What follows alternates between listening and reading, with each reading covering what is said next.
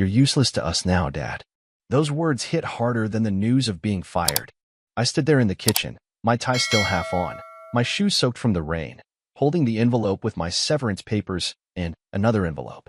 The second one they never saw. The second one held the news that a company I'd quietly invested in 10 years ago had just gone public. And my shares? Worth exactly $9.1 million. But she didn't know that. Neither did our daughter. Wait, what? I blinked as if her words were a glitch in the system. What did you just say, Emma? My daughter, my own flesh and blood, looked me straight in the eye. Not even a flinch. You're useless to us now. She stood beside her mother, arms crossed like she was her damn clone. My wife, Jessica, didn't even try to soften the blow. You think we're going to stay here and babysit a broke man? What kind of example is that for our daughter? She laughed, but it wasn't humor, it was venom. You had one job, Matt. Provide. And you couldn't even do that. The first thing I noticed was how fast it happened. Jessica already had my suitcase packed by the door. I didn't even know she knew where I kept my spare keys.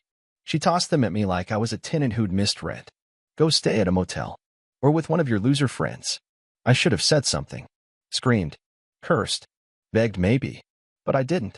I just looked at both of them. The two women I'd devoted my entire adult life to. The woman I paid off student loans for. The girl I walked to kindergarten every morning, who I taught to ride a bike, who I swore I'd protect forever. Both now staring at me like I was a stranger. A burden. And all I could think was, they really think I'm broke. I picked up the envelopes. Slipped the first into my jacket, let the second one stay in my palm for a second longer, tempted to wave it in their faces. But no, not yet. They didn't deserve the satisfaction. Jessica smirked. What? No dramatic goodbye. No fake speech about being there for us? Just leave, Matt. This is pathetic. That word stuck to my skin like hot oil. Pathetic. Was that what she thought of me all along? I'll go, I said calmly. But remember this moment. Etch it into your head, both of you. She rolled her eyes. You're not that important, Matt. You're just a man who couldn't keep up. You lost your edge. You lost your use. I walked out. Not because I had to, but because now I wanted to. As I shut the door behind me, I heard Emma shout one last thing. Don't come back unless you have money. I got into my car. Sat there in silence for 20 minutes, just watching the house, seeing her silhouette in the window as she poured herself wine, laughing with someone on the phone. She didn't even look sad. No tears. No regret. And then, just as I was about to start the engine, I saw it. A black BMW pulling into the driveway. Some guy, young, gym body, tan, tight polo shirt. I watched as he walked straight in without knocking. Like he belonged. I gripped the steering wheel, every nerve in my body burning. It wasn't even 5 hours since I left. And she was already letting another man into our home. I parked 2 streets down from the house the next night. Didn't turn off the engine. Didn't even breathe too loudly. I wasn't sure what I was looking for, or what I'd do if I found it. But something inside me, it wouldn't let me rest. I had to know. She hadn't texted. Not a single message. No calls. Emma either. Not even to check if I was alive. 18 years of marriage, a 17-year-old daughter, and I meant so little that my absence didn't even require a follow-up. That silence cut deeper than anything. The lights were on. I waited. And right around 9:30 p.m., the same black BMW pulled up. I didn't recognize him, not at first. But then he stepped out, and the streetlight caught his face. And I knew. His name was Chase. 32. Used to be my intern. Tall, arrogant, charming in the most plastic kind of way. The type of guy who always laughed too loud and stared too long at married women. I'd caught him looking at Jessica once during a Christmas party years ago. Back then, I thought it was harmless. I was wrong. He didn't knock this time either. Just walked right in like he lived there. My house. My couch. My wife. I didn't move. Just sat there, pulse slow and heavy like a war drum. I knew if I stormed in now, I'd lose the one thing I still had, control. So I waited. Watched. Took mental notes. Counted the minutes. At 10:12 p.m., I saw them. In the living room window. Jessica in her red silk robe, the one she used to wear only on our anniversary. She was laughing, head thrown back, drink in hand. Chase had his hand on her thigh. Too high to be casual. She didn't flinch. Didn't hide it. Didn't even close the curtains. That's when I knew. This wasn't new. It wasn't just a rebound. It was a full-blown betrayal that had been brewing under my nose for months, maybe years. I drove away before I did something stupid. Ended up in a parking lot outside a 24-hour diner. I didn't eat. Just sat with my phone in hand, scrolling through old pictures. Family vacations. Her fake smile. Emma's birthdays. My arm around both of them like a fool who believed everything was real. Then the text started. Not from them. From an old friend. Brian. We hadn't spoken in months, but he was the only one I trusted with what I'd done. Because that secret second envelope I'd kept? The one they didn't care to ask about? It wasn't just a payday. It was freedom. $9 million. From a forgotten investment in a tech startup I'd made back when we had nothing. I'd left it alone, watched it grow like a quiet seed under the soil. And now it had bloomed, just as they tossed me out like trash. I wired the money to a new account, created a trust, made sure not a cent could be touched by either of them. Then I booked a suite in the city under a fake name, paid 6 months up front, bought a new phone, new number, disappeared. The next morning, I woke up to 27 missed calls from Jessica. By noon, it was 89. By the end of the third day, I had 185 messages from both her and Emma. Everything from, "Where are you? Please just talk to us," to, "You're overreacting. We didn't mean it like that." And finally, "I'm sorry. I made a mistake. Come home." But the best one? "Matt, did you get a notification about Chase using your card? He just took your Rolex and your PlayStation. They didn't just kick me out. They let him rob me. And now, suddenly, they cared. But it was too late. They thought I was weak. They thought I was broke.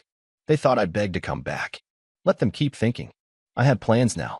Not for forgiveness. Not even for revenge. But something better. Something they'd never expect. 3 more days passed. I didn't reply to a single message. On the 4th, I decided it was time to answer, but not with words. I hired a private investigator. His name was Leo, ex-cop, the kind of guy who wore the same boots every day and drank his coffee black, even when it was boiling outside. I handed him a photo of Jessica and a single line. "I want to know everything." By the next afternoon, he handed me a flash drive and a manila envelope thick enough to choke a mailbox. I didn't look at it right away. I waited, went back to the suite, poured a drink, and sat in the leather armchair by the window. Then I opened it. Photos. Dozens of them. Jessica and Chase at restaurants. Jessica kissing him in my car. Jessica at a hotel I'd once taken her to for our 10th anniversary. Only this time, she wasn't wearing her wedding ring. And she wasn't with her husband. But it wasn't just Chase. There was another man. Older. Bald. Designer suit. Leo said his name was Warren Thomas, CEO of a company Jessica used to consult for. That word again, consult. I kept reading. Text logs. Hotel check-ins. Credit card statements. The bastard even used my gas card. She had been running around behind my back for at least a year. Maybe more. And all that time, I was waking up early to make her coffee, packing Emma's lunch, pretending like we were still a family. That night, I stared at the ceiling for hours, the city lights dancing on the ceiling. I couldn't sleep. My stomach felt like it was eating itself from the inside. Rage. Shame. Disgust. Not just at her, but at myself. For not seeing it. For ignoring the signs. She'd been colder. Distant. Started working late more often. Less affection. No intimacy. Then came the manipulation. The little digs about my clothes. My weight. My job. "You don't have ambition anymore, Matt." That wasn't a concern. That was a setup. She was prepping the exit. Planning the fall. And Emma? My own daughter? She stood right there beside her. Didn't even blink when I was kicked out. What had Jessica been whispering in her ear for months? What poison had she dripped into her thoughts about her father? The betrayal wasn't just in the flesh. It was in the manipulation. In the lies. In the erosion of everything I thought was mine. But now the tables were turning. I printed out a few of the pictures. Just the ones with Jessica and both her lovers. Then I wrote a note and slipped them into a gift bag with a bow on top. On the card. "To the love of my life. Hope you're enjoying the house. Thought you'd like to see who else has been in it." I had it delivered by courier. 2 hours later, the calls started again. This time, they were furious. Jessica called me screaming. Voicemail after voicemail. "What the F **** is this, Matt? Who the hell do you think you are? Spying on me? You're such a pathetic loser. I never loved you." Click. Next one. "You think you can just vanish and then humiliate me? You're the one who failed this marriage, Matt. You. Not me." Click. Then a text. Just one line. "I hope you rot alone, you broke piece of sh." And then silence. The kind of silence that settles deep into your bones. I stood there by the window, phone in my hand, staring out at the city below. All those lives moving forward, all those people walking through their own betrayals, their own heartbreaks. And yet none of them knew that one man had just watched his world catch fire and didn't even flinch. Because I wasn't broken anymore. I was awake. A week passed. I didn't hear a thing. Then, just as I started to enjoy the quiet, she showed up. Not a text. Not a call. Jessica. In person. At the lobby of the suite I was staying in.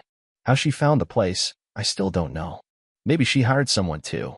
Or maybe she just got desperate enough to start searching the city like a bloodhound sniffing for the sin of lost wealth. She looked different. Not in the "I've been crying for days" way. No. She looked polished. Hair perfect. Heels sharp. Lips done. The same presentation she wore whenever she needed to lie with elegance. I watched her on the lobby cameras before I even left the room. That's what money does. It gives you options. Privacy. Power. I'd had the hotel staff put security cameras on my floor just for this kind of situation. She was pacing, checking her reflection in the glass, rehearsing something. I made her wait an hour. Then I walked down. She turned when the elevator dinged. Eyes lit up like she hadn't just tried to ruin my life. Like she hadn't slept with two men while I paid the mortgage and made her coffee every morning. Like she hadn't told me I was worthless. Matt, she said like it meant something. She tried to hug me. I stepped back. She blinked, thrown off. Okay, I get it. I deserve that. I said nothing. She kept talking. Listen, I just wanted to talk. I know things got messy, and I wasn't fair. I said things I didn't mean. Like that I was useless? I asked, voice low, steady. She hesitated. I was angry. You dropped a bomb on us. I lost a job, Jess. Not a kidney. Not a child. A job. She didn't like that. Her eyes flashed. It was more than that, Matt. You stopped being present. You were distracted. Distant. I laughed. You cheated. With Chase. And Warren. That shook her. Who the hell is Warren? She asked too fast. You really gonna keep lying? I didn't, she started, but I pulled out my phone and tapped once. The image of her entering the hotel with Warren flashed on screen. Him grabbing her waist. Her leaning in for a kiss. Silence. Her face dropped. Not with guilt. With fear. That was the moment I realized she didn't come to apologize. She came to salvage. How long? I asked. She looked away. A few months. Try again. Her voice dropped. A year. Maybe two. I smiled. Not out of joy. Out of confirmation. The final puzzle piece. And the day you kicked me out, was that planned? Or just a lucky excuse to finally be rid of me? She didn't answer. That was her answer. You thought I was broke, I said, watching her closely. Thought I was just another man hitting rock bottom. So you showed your true self. She swallowed. Matt, I made a mistake. No, Jessica. You made a choice. Over and over. With every message you sent him. Every lie you told me. Every night you left our bed to pretend you were working. I was confused. You were greedy. She didn't like that one either. You think I'm proud of what happened? She asked, voice cracking just enough to make it seem real. You think I wanted any of this? I don't care. Her face twisted. So what? This is it? You're just walking away. I already did. I turned to leave, but she grabbed my wrist. That fake softness in her voice returned, the one she used when she wanted something. Matt, wait. Can we just start over? For Emma? For us? We can fix this. You made it clear I wasn't part of us anymore. I didn't mean. You meant every word. I cut her off. And now you're only here because you figured out I'm not broke. Her mouth opened. Closed. No denial. That silence again. I leaned in, low enough so only she could hear. I've got $9 million, Jessica. And not a single cent of it is ever touching your hands. Then I walked away. She didn't follow. She couldn't. And I didn't look back. 2 nights later, the banging started. At first, I thought it was the room next door, someone drunk, maybe a couple arguing. But then I heard my name. Matt. Open the damn door. Jessica. I stayed where I was, seated at the small table near the window, sipping bourbon. I didn't move. Didn't blink. I let her scream. After 5 minutes, she started crying. Loud, dramatic sobs that echoed through the hallway. I could hear her slump to the floor, her heels clattering as she sank down against the door. Then came the begging. I was scared, Matt. Everything fell apart so fast. I didn't know what to do. Emma needs her father. I need you. That last part? It made me laugh. I finished my drink and turned on the speaker in the room connected to the hallway camera. My voice echoed out of the intercom beside the door. You didn't need me. You needed my money. You just didn't know I still had it. Don't say that. It's not true, she wailed. You told me to get out. You told me I was useless. Your words, Jess. Don't start acting like a grieving widow now. More silence. Then her voice turned ice cold. Do you think you're some kind of hero now? Because you made a few smart investments? You're still the same pathetic man who couldn't satisfy his wife. She regretted that the moment it left her mouth. I stepped toward the intercom. You mean while you were letting Chase take you on dates in my car? Or when you were sneaking into hotels with Warren while texting me you were exhausted from the office? Silence. Let me guess. You'll say it wasn't physical, right? I continued. Or maybe it didn't mean anything. Save it, Jess. I've got enough evidence to keep you quiet for life. Her voice dropped. What do you want, Matt? Revenge? No, I said calmly. I want peace. And I'll get it the moment you and your boyfriend pack your things and disappear from that house. The title's already being transferred. It'll be sold by the end of the month. You can't do that. That house is in my name. I cut her off. Always was. You just never paid attention. Too busy being busy. She screamed. An actual raw scream. Then silence again. I checked the camera. She was gone. The next morning, Emma called. I stared at the screen for a full minute before answering. My thumb hovered over the green icon. Then I picked up. Dad. Her voice was small, hesitant. I didn't know it would go this far, she said. I thought you'd come back. I didn't think Mom would do all that.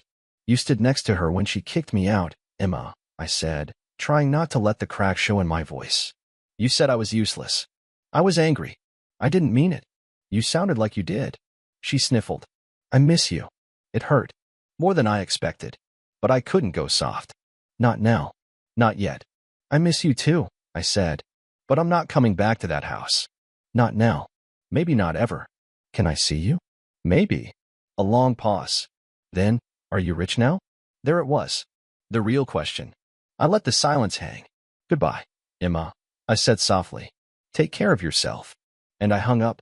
I knew she was young. I knew she was manipulated by her mother. But she was old enough to know betrayal when she saw it. And she had chosen a side when it mattered most. The following week, the papers were finalized. Jessica contested the divorce until my lawyer dropped the evidence folder on the table. After that, she didn't say a word. Not one more objection.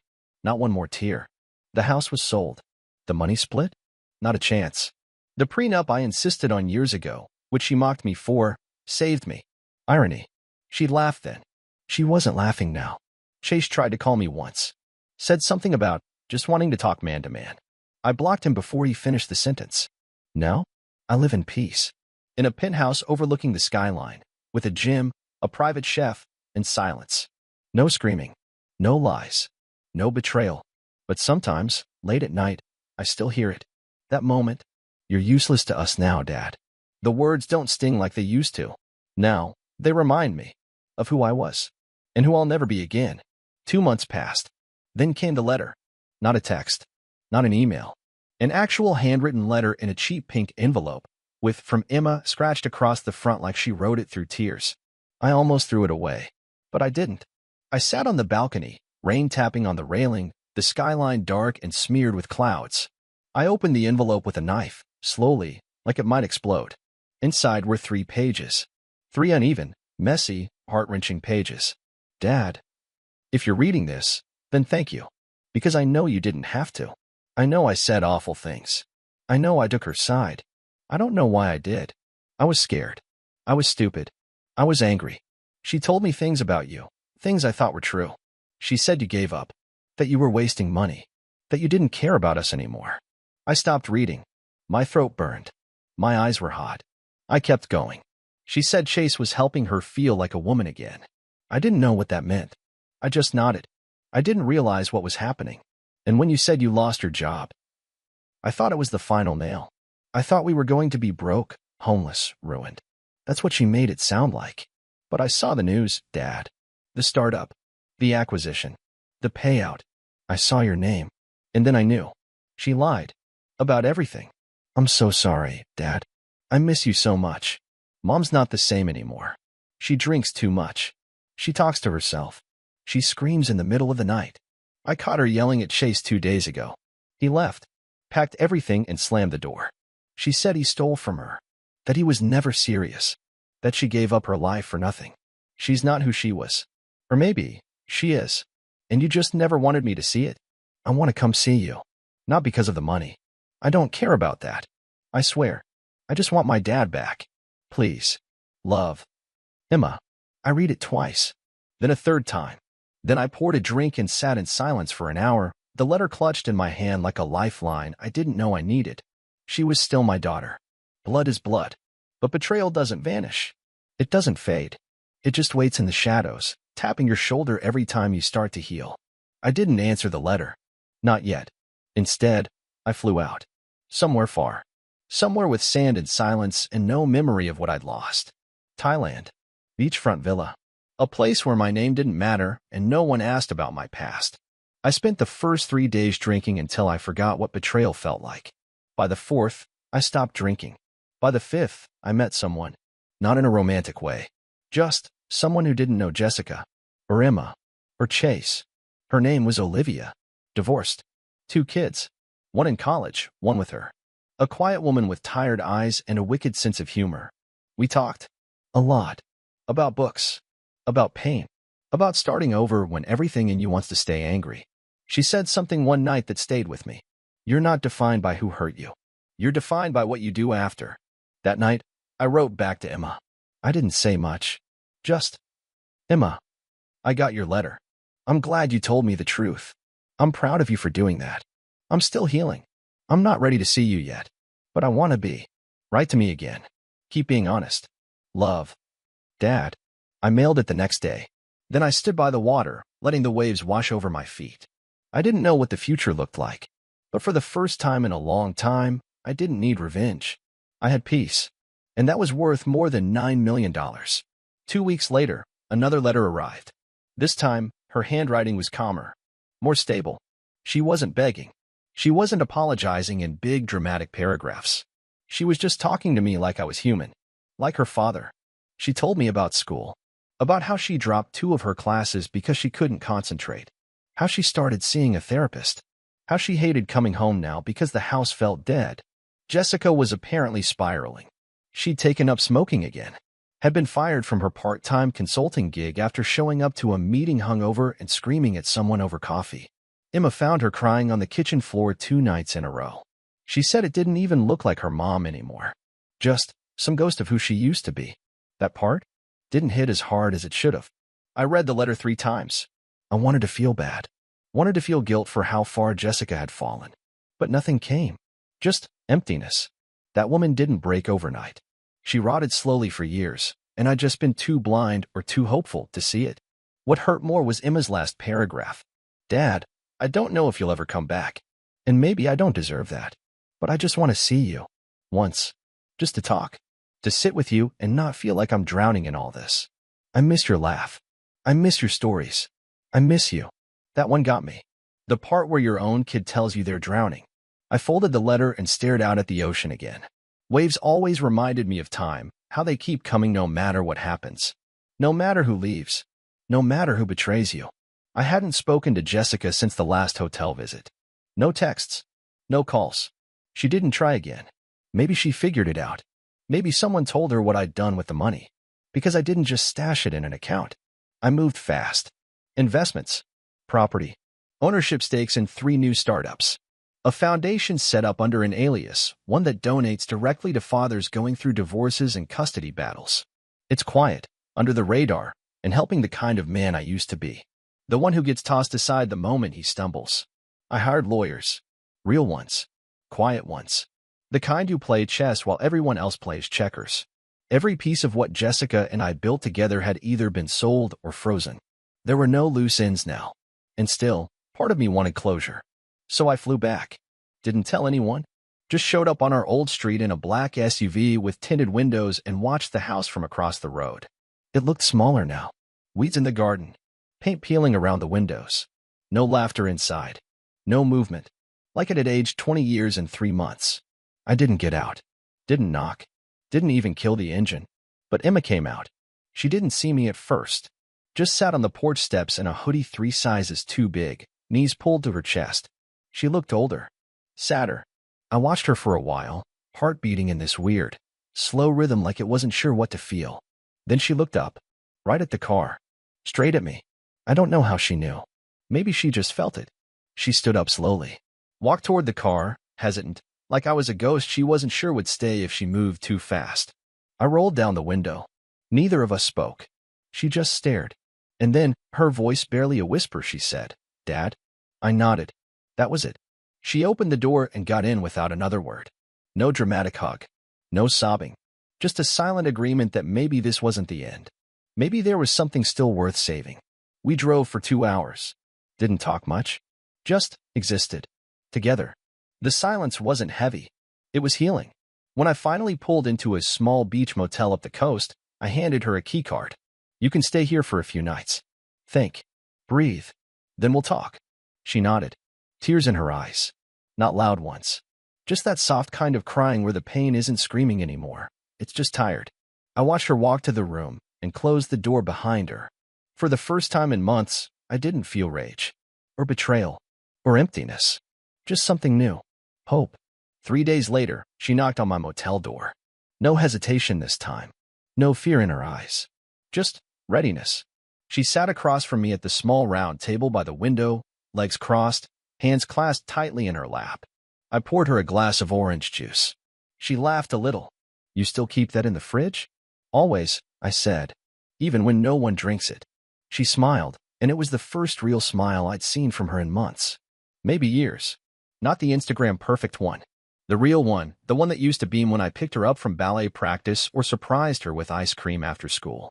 "I've been thinking," she said. I waited. "I don't hate her," she said slowly. "She's still my mom. But I don't trust her either. And I don't want to live there anymore. Not like that." It hit me harder than I expected. Not in a bad way, just the weight of it. The way she said it so calmly, like she'd made peace with the storm around her. "She's not evil," Emma added. "But she's broken. And I think, maybe she always was." "She made choices," I said. "That's what matters." Emma nodded. "I want to stay with you. If that's okay." I didn't say yes immediately. I looked at her. I looked at her the way you look at someone you love, but someone who hurt you too. Someone who said you were useless. Someone who was part of the worst day of your life. But also someone who wrote you a letter. Who came clean. Who showed up. And sometimes, that's what redemption looks like. Not perfect. Not dramatic. Just honest. "Yeah," I said finally. "It's okay." She exhaled, shoulders dropping like she'd been holding her breath for weeks. That night, we walked along the beach. No phones. No noise. Just the ocean and the wind and the kind of silence that doesn't feel awkward anymore. Emma asked if I'd ever forgive her. I didn't give her a yes. Or a no. I told her, "You're my daughter. I'll always love you." Forgiveness. That comes when trust does. And trust takes time. She accepted that. No tears. Just a slow nod. We didn't go back to the old life. We didn't pretend the betrayal hadn't happened. We started something new. Smaller. Quieter. But real. Jessica tried again. One final letter. She said she was sorry. Said she wished things were different. Said she wanted to make things right. I didn't write back. Because some doors don't just close, they vanish. And chasing ghosts only invites them back in. I sold the last property we ever owned together and gave the earnings to a domestic abuse shelter. Set up a scholarship in my mother's name for single dads trying to rebuild their lives. I didn't need the money. I needed peace. And I had it now. I had morning walks with Emma. I had silence without shame. I had freedom without rage. I had nights where I could breathe. And I had one truth that kept me grounded through it all. Being betrayed doesn't make you weak. Staying broken does. And I refuse to stay broken. So if you ever find yourself staring at the ruins of your life, remember, ruins aren't the end. They're just what's left before you rebuild. And sometimes, the version you build next is the strongest one yet.